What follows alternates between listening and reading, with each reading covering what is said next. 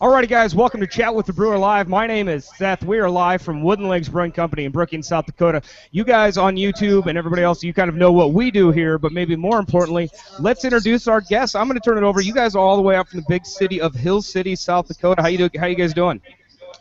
Good. We're doing great. How are you guys? We are well. It's exciting to see you guys. I mean, we saw each other on must have been Saturday, so just a few days ago. I actually know who you guys are. We bet for everybody else in the audience here. Why don't you introduce yourselves and what you guys do? My name is Chris Larvey. I am the senior brewery lead here at the brewery, so I'm doing all the front of house operations. And I am Sandy Voida. Actually, I see Chris through the window. I'm actually in the back. I'm the head brewer, and yeah, that's my job here at Miner Brewing Company. Excellent. I see that we're sitting in on the tap room here. If I point it out just over your shoulder, I think we can even see parts of the brewery as well. Yeah. Yes, actually.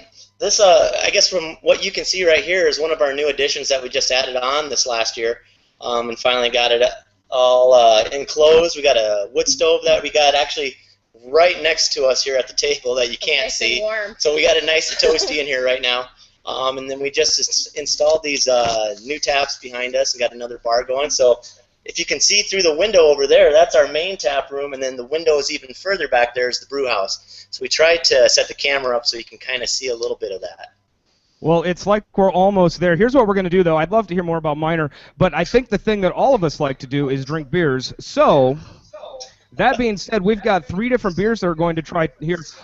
Chris and I are sitting up front. We're going to taste through them, and I think we've got other members in the pub here. They're going to taste through them. I'd actually like you guys to give us a little bit of background on it. And I have the old winter ale, the pale ale, and the black IPA. Do you guys have a preference on which way we taste through them? Completely up to you. We can definitely start with the pale ale if you'd like. Sounds fine by me. I'll start drinking this one. I'll add commentary as I get to quaff it a little here. But why don't you guys let me know what this is, where it came from, and how you guys came about on this pale ale. Absolutely. This is a single hopped Belma pale ale, and it's one of the things that I try to do with our pale ales is to keep a very simple malt bill, and then let the hops shine through, so to speak, and give the consumers a chance to try a new hop variety, for example. So basically just to keep it very simple and try to let the hops shine through, but not to be overpowering on this particular beer. And which hop selection did you use on this? This is the Belma hops, so it's a Belma hopped pale ale. This is very good, and I think I'm getting nods around the room. I would agree. It has a very clean taste. I think sometimes people get a little carried away with the pale ales, and it becomes a little bit of the kitchen sink. But I think the pale ale. Exactly. Trying to stay away from some of the caramel malts and keep it a little bit cleaner. I think when we talked about this the other weekend, I had mentioned that it seems that the pale ale is kind of the guidepost for a lot of breweries. You want to walk into a brewery and have a pale ale, and I think you can define a lot of the other beers just based on the pale ale. So this is a very clean, very well done beer. Let's step into the. Is it an old ale? Is it the winter ale? Is this an old ale? Help me understand this beer. Yep, it actually is considered an old ale. We stuck to very traditional malts and a very traditional yeast with that. So that is our second year of producing our old ale, and it's a beer that we have a festival at our winery that kind of coincides with the release of this beer. So it works out really great. One of the things that I like to do with the old ale as well is I like to incorporate a little bit of our well water into it. I'm kind of honing in on the water profile of this one yet, but it's kind of an opportunity to showcase what we can do here with our water and the style of beer that we can produce. Now, the party you alluded to, is that old Fezziwig's party that I hear about every now and again? Yes, that is actually. Old Fezziwigs. So for everyone, if anybody here that's not a Charles Dickens fan, why don't you let us know what the Old Fezziwigs party is? Oh, did I lose you? Yes, this is where I will step in. Exactly. Fezziwig is a character in Christmas Carol by Charles Dickens. It's when Scrooge goes back into the past. Fezziwig was Scrooge's boss back in the day when they go back into the past, and it was a time more joyous for him, where he had a lot of fun, had a good time. They're merry and drinking and just really enjoying life. And so we really try to recreate that here at the winery / brewery. And when Sandy made this beer, it really fit in well with the event that is thrown every year. And I think this last year was the 11th. Yeah, the 11th annual. Year. So, right. And it's always a really good time. It's a lot of fun. Everybody gets dressed up in character to period specific, and there's times when we've actually had dialect coaches come in so we can have those accents to try to really give it more of that customer experience when they come, that they really feel like they're here and right. they're living old Fezziwig. Exactly, and authenticity is really what it's all about. So we really try to mimic that as well with our old ale. So it just kind of goes hand in hand. It's great to hear the authenticity of the old ale and of the old Fezziwig party. For anybody in the brewery or anybody online that does not know the story, that part is actually played by Fozzie Bear in the Muppets Christmas Carol. So if you go home and find your old tape that hasn't been worn out, Fozzie Bear is Fezziwig back there. Now I'm gonna crack this one. This is the one that you guys actually were so gracious to pour for me just a few days ago. It has not been opened yet. It says Black IPA on the top. That speaks for itself. I'm actually gonna pour it though. I'd like to hear more from you guys on this beer. Absolutely. This is actually our very first Black IPA that we made. So definitely a learning curve to me, and you guys too, you know, being brewers, there's that balance between the hops, the balance between the malt in a Black IPA. And we ended up finishing this one at around 7.6 alcohol by volume, around 70 IBUs. So it's not overly aggressive as far as hops go. I did kind of a more complex malt bill on this one.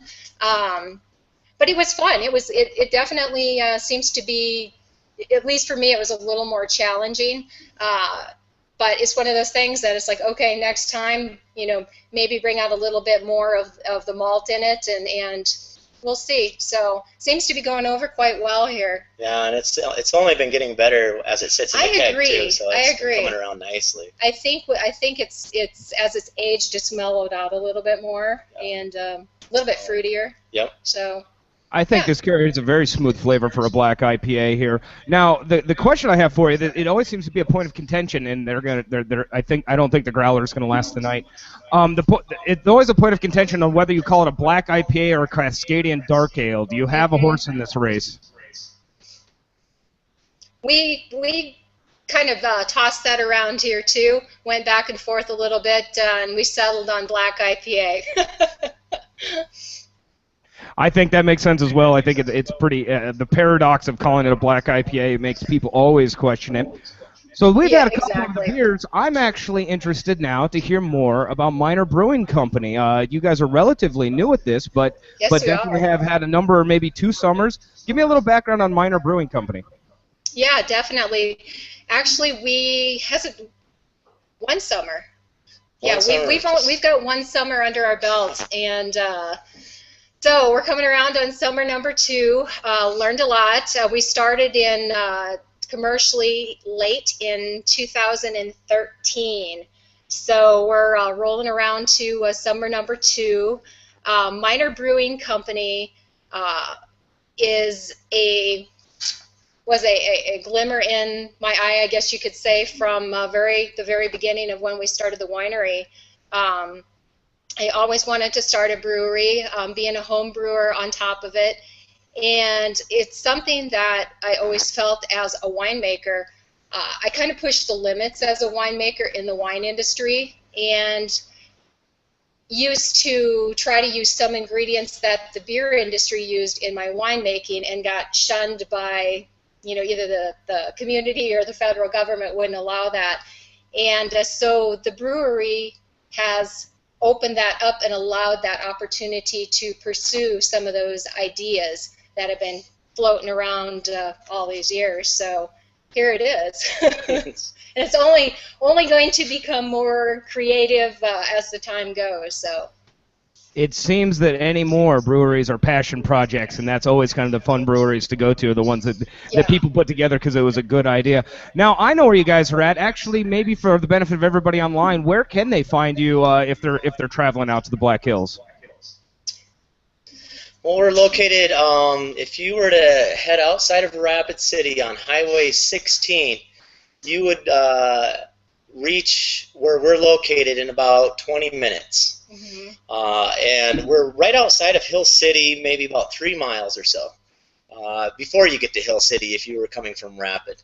So we're kind of right in the heart of the hills, and it's a really fun location where we're at. We see a real significant increase in traffic in the summertime, obviously, with all the tourists that are coming through. We're very seasonal. So yeah. Here. So this time of year, it slows down a little bit. We still have a lot of the locals that are coming up and enjoying it. But like where you guys are at, I know you were saying earlier when I talked to you before about how wintertime is kind of your season too. It's not here. It's kind of opposite from what you guys have. So. Well, I appreciate the time that you guys get to have to send out the beer. I would imagine if this is your slow season, we could get our hands on some of these 6 barrels. Where else do you distribute? And maybe that's a good point. I also know that you have an expansion project in Sioux Falls. Good question. We do. We have a kind of a sister site, I guess you could call it, over in Sioux Falls. It's called Prairie Berry East Bank. And they serve probably, I would say, maybe 90% of what we do here at the brewery in Hill City. So if you don't have the opportunity to make it to Hill City, feel free to stop in at Prairie Berry East Bank in Sioux Falls. And we have, like I said, pretty much maybe 90% on tap there as well. So. Now, when we talked a little bit about the size of your system. I think when some people drive by and see the winery, they see the size, but the brewery is a little bit more craft, a little bit more artisan, a little smaller. How big a brew house do you guys use? We have a 7-barrel brew house right now with 14-barrel fermenters and bright tanks. So yes, definitely leaning toward the craft side. Keeps us nimble and flexible. I think that is the envy of most small brewers, is be able to pull something out of the weird catalog and get to it. I'm actually really interested. We had a mead makers on a few weeks ago, and you would be the first full wine makers. I'd actually like to know the lessons you've learned from making wine that you've been able to apply to the brewery. I mean, I would imagine there's a number of revelations that you made as you were crafting wine that you could apply to your brewer. Yep, definitely, without a doubt. I do feel that I look at beer, through different colored glasses, wine glasses, and a brewer's glasses. But the amount of experience with yeast, for example, and I've got so much experience brewing meads as well, all kinds of fruit, and I just feel that it's just been such a great foundation to have been brewing wine all of these years, all of the mistakes that have been made, and it's all right up here, which can be applied in making beer as well. And the exciting thing is where beer is going. There's becoming such a I don't know, I guess the lines are being blurred a little bit between beer and wine, and I find that fascinating. And having that wine side is just just exciting to be able to do that with beer. So, Sandy, to your point there, I think there is a crossover happening. There's definitely a blurring of lines. I agree. For the individuals out there that may be familiar with your wines, and I know they've won a number of awards and have been quite popular, how do you transition them to your beers? How do you show somebody that appreciates an artisan wine that craft beer can be as exciting and even in a different way? How do you bridge that gap? Bridging that gap is, I think, twofold. It is, taking the wine, for example, and I think there's education that's involved in that. There's educating. We have a lot of wine drinkers, obviously, that come through here, and then there's the giving them the opportunity to try a beer, to maybe not try something that's a real big beer, but getting them started on something entry level, and then just the conversation back and forth. So it's really all about education, talking. We have a great staff that's able to communicate both what the wine side does and the beer side, and just really the harmony between them. So the question remains then, and I'm sure you get this very often in your tasting room, there's a certain rhubarb flavored wine that has become so popular and synonymous with prairie berry. When are we going to see rhubarb ale? There's oh. Do you get that? Is that a comment? Maybe. Like, do you hear that every summer? Maybe more sooner than later. I've got like all kinds of squirrelings going on right now. So this whole compound is is a laboratory. So there are little things that are happening all around. So it's just a matter of just getting things figured out, tweaked, and it's just a laboratory. So probably more sooner than later. Well, when you use the word laboratory, when I drove by the other day, somebody pointed out that you have a sour house you started. Possibly. That's still definitely something that is experimental. So hopefully this summer we'll be able to see some of that come to fruition. And the sour house is very much like it's definitely closer to wine. So that's one of the experiences that I can draw on as a winemaker with oak barrel aging and oak barrel care and so forth. That is really beneficial to the sour side of brewing. So, and we do have also a full lab on site, which helps keep things in check for us. So we'll see. All exciting stuff coming up. Still, like I say, still in the what would you say, the experimental phase. I think I'm going to invent a bumper sticker and put it on the back of all of the Subarus I see at the Craft Brewer Conference. It's going to say, "Please sour responsibly." I'm actually interested to know on the craft beer scene out in the Black Hills. Of course, out here in Brookings, it's growing, and there's been a tremendous interest in Brookings and in Sioux Falls, and Aberdeen has a great scene. Tell us a little bit more about the Black Hills. We've had a couple brewers from the Black Hills. I know it's growing, but where do you see it going? I think it's, we're always, it seems like South Dakota, especially West River, we're a little behind the times. And not so much us, but I think it's what Sandy said earlier too, as far as educating the people. Mm-hmm. They're not exposed to that kind of stuff, and so being able to see that grow in the right direction is a lot of fun, and there's a lot of people that are really involved with that. Mm-hmm. I mean, you see Landon really coming along very well down in Bitter Esters and Custer. Awesome. It's really exciting to see, and then Crow Peak and the things that they've done, and what Jeff and what he started, and what Josh, when he got on board with all that too, and what he's contributed as well.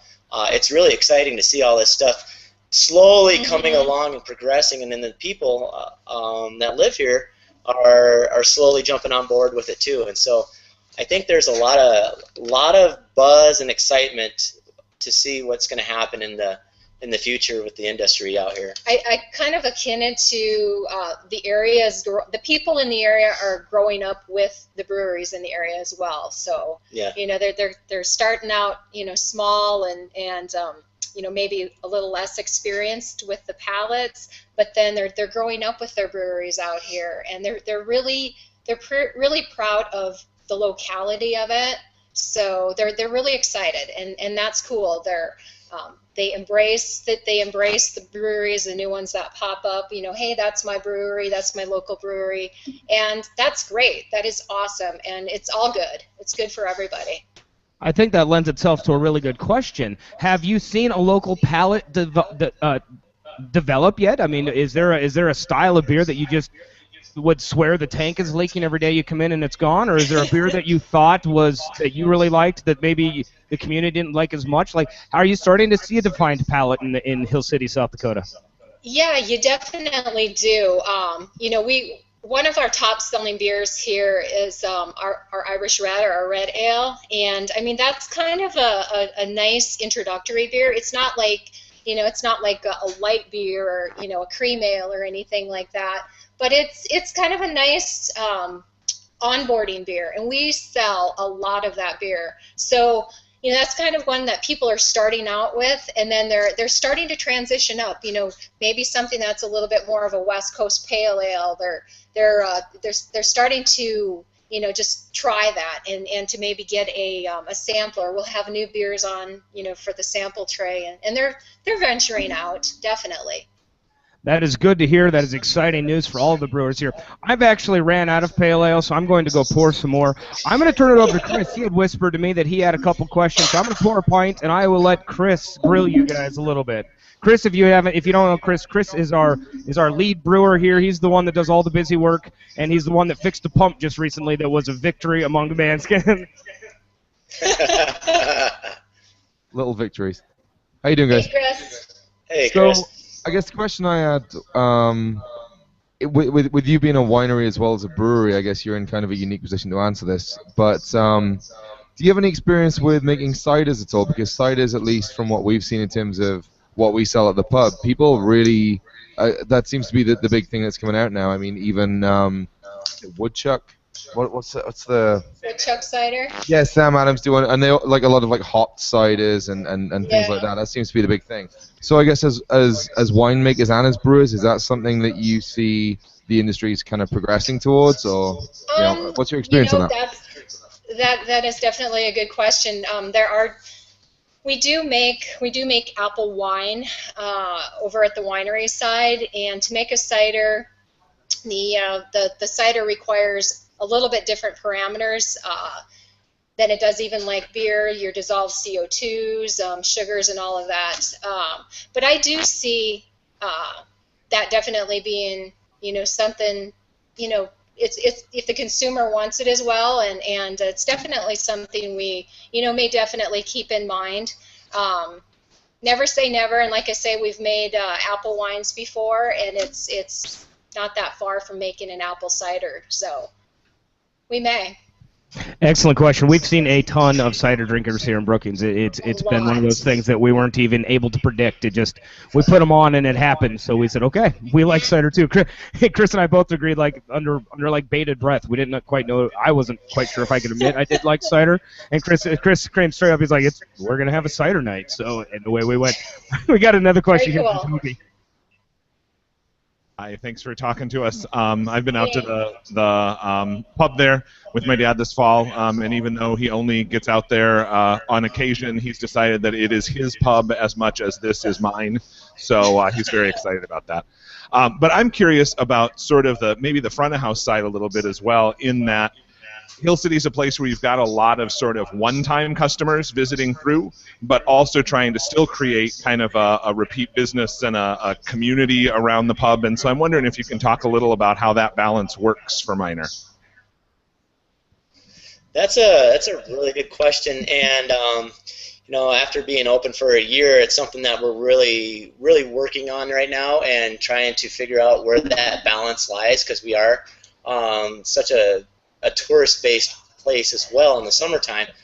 When it comes to wintertime, there's not a lot of people around. So getting more involved in local type events, like this last Saturday, we were at the Boots and Brews at the stock show, which was an amazing event. So doing things like that and getting out there and just exposing ourselves and the customers to what we have to offer, and whatever other breweries have to offer as well. It's kind of really trying to find that balance and work on that and see what we need to do and what works and what doesn't work.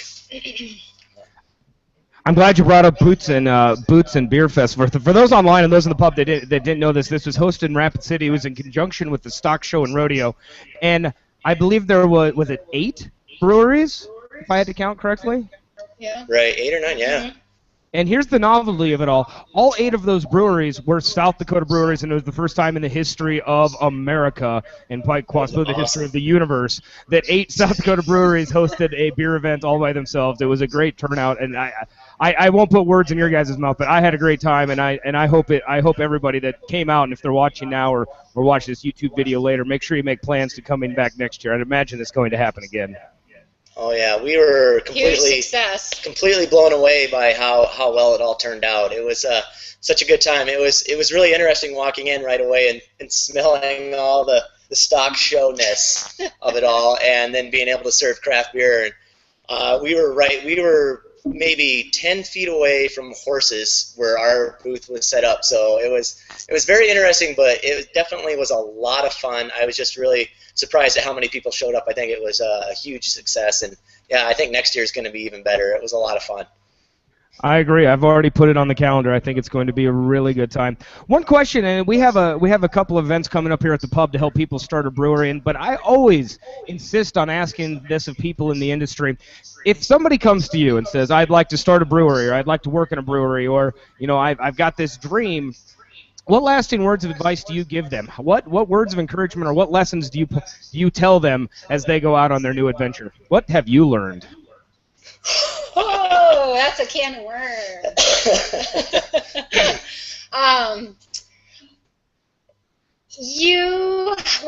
I guess on the wine side, I have a lot of people ask about the winery as well, and the brewery side is the same yet different. When I give my perspective, I guess it is.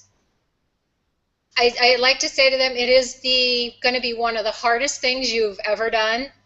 Yet it's going to be one of the more rewarding things you've ever done. And plan on it being 7 days a week. But it is probably hands down one of the best things that we have ever done. And to just go for it. Learn everything. You're going to fail, but pick yourself back up and just research, see if you can get any other local, businesses or brewers to help answer questions. There's a plethora of information out there nowadays, so. Yeah, you gotta like cleaning. Yeah, definitely. If you're gonna do something. Cleaning, and make sure you're getting your heat exchanger clean. There's so much. So where do you begin? It's wonderful that you say that Chris is here, and actually when he applied for a job, I actually just asked about his janitorial skills. More than anything else. 10 o'clock at night and you're in a tank. It's the way it is. I think we've got one more question for the night here. Hi, my name is John Schweinler. I am a Vice President of Consumption. Everyone else has a title. So, and really, for the most part, we have the beers tour of the Black Hills. I'm wondering, do you have any kind of special events that you guys do over the summer that would be a good time to swing by your place if we're looking to plan something? We do. Every day is a special event here, so that's how we like to look at it. And define special and define event, right? Yeah. We are real passionate about what we do, and the staff really loves what they do here in the tap room. So to try to plan an event, if you were, basically to get on our website, we're posting all our event information on there. That's a really good place to check to see if you're going to plan on coming out here, if you want to plan on an event. And then there's all the other breweries are starting to work too with a lot of these tour groups that are going around. There's people that are offering brew tours, the winery tour as well. Do you have any music or anything? We are doing music, or we're going to be doing music once a month out here, and so we'll be posting all those dates as well online, and we're looking at getting some pretty good bands in here too. So it's gonna be a lot of fun. Doing our lawn and stuff outside. Well, excellent, guys. I congratulate you on what you've done in the last year. There is a standing invitation. Anytime you guys get to Brookings, come on by. We will drink a pint. You can try some of our finest. Bring out another growler. We will trade and share. We're going to sign off here, but before we go, let the viewers know, how do they find you on social media? Where do they look for you? What's your Twitter handle? Ready, go. MinerBrewingCompany.com. Miner Brewing. Yeah, we're on. You just type in Miner Brewing, and It's all there. You'll find us on Facebook, Twitter, Instagram, and then our website, of course, too. And that links you to all the other places that we have, as far as Prairie Berry, East Bank out in Sioux Falls. We got all our beer out there as well. Like Sandy said, about 90% of our beer is out there. So they still have a lot of our really good beers that we ran out of here in the tap room. So. It's a nice place to stop in. Yeah, if you have a favorite and we're missing it here, they may still have it on tap there. Seth, a quick question for you.